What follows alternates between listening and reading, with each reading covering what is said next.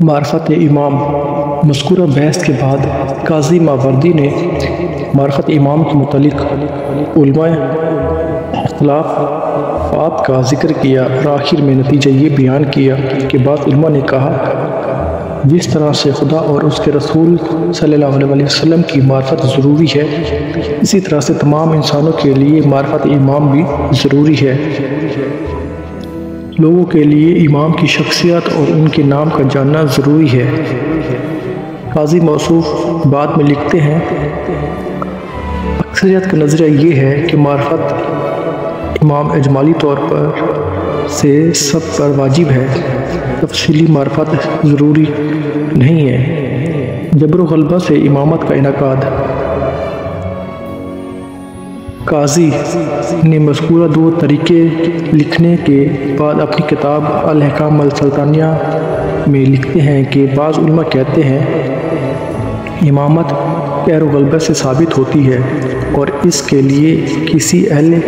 حل وقت کے انتخاب کی ضرورت نہیں ہے۔ پھر قاضی القضاتہ مزید لکھتے ہیں، جو شخص تلوار کے ذریعے سے غلبہ حاصل کر کے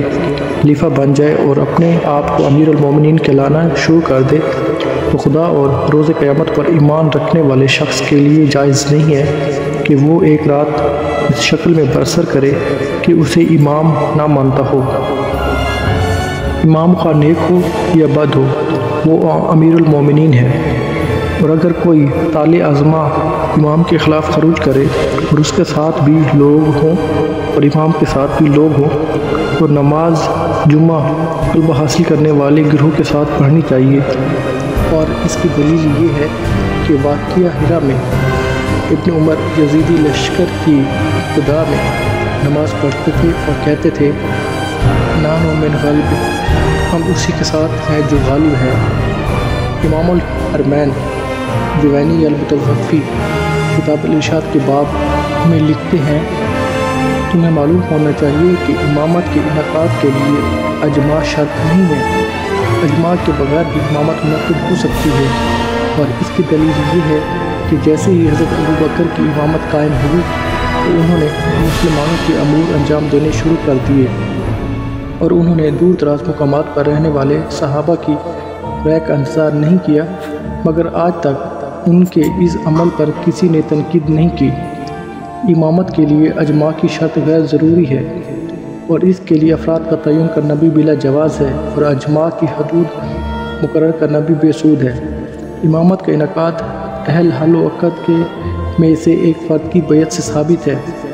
امام ابن عربی المتوفی لکھتے ہیں،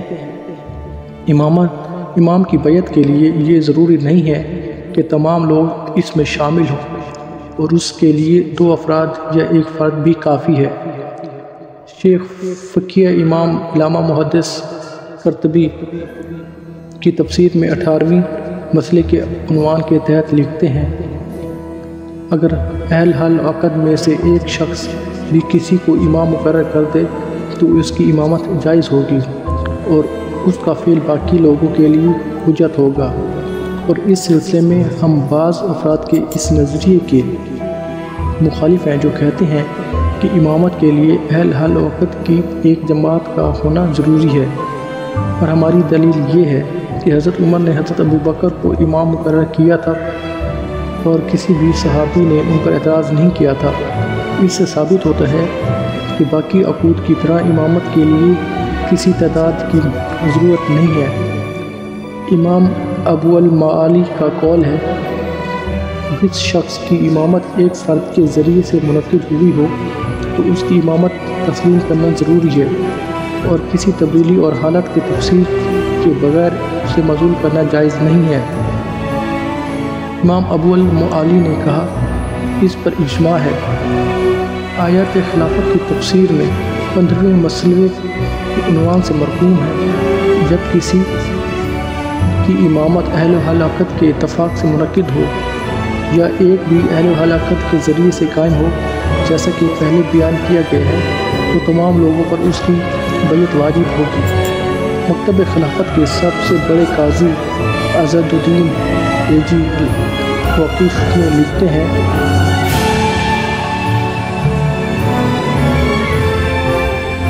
تیسرا مقصد اصفات امامت کے ذکر میں اس کا خلاصہ یہ ہے کہ امامت رسول صلی اللہ علیہ وسلم کی نص اور امام ثاقب کی وصیت سے بالا اجماع ثابت ہو جاتی ہے اور اہل حل و عقد کی بیعت سے بھی ثابت ہوتی ہے۔ ہماری دلیل حضرت ابوبکر کی بیعت ہے۔ اس کے بعد مؤلف لکھتے ہیں جب یہ بات ثابت ہو گئی کہ امامت انتخاب اور بیعت سے منعقد ہوتی ہے تو انہیں یہ بھی جان لینا چاہیے کہ امامت کے لیے اجماع ضروری نہیں ہے، کیونکہ اس کے لیے کوئی عقلی اور سمعی و دلیل موجود نہیں ہے۔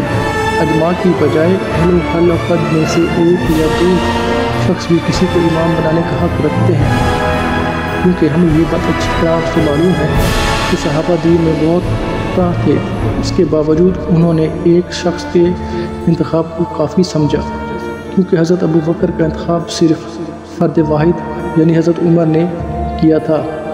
اور اسی طرح اکیلے عبد الرحمن نے حضرت عثمان کا چناؤ کیا تھا، اور انہوں نے تمام امت کو بجائے خود بلکہ اہل مدینہ کے اجتماع کی بھی شرط عائد نہیں کی تھی، اور ان کے اس عمل کو کسی نے ناپسندیدگی کی نگاہ سے نہیں دیکھا، اور اس وقت سے لے کر ہمارے دور تک یہی طریق رائج ہے۔ سید شریف جرجانی نے شرح مواقف میں اس کی تائید کی ہے۔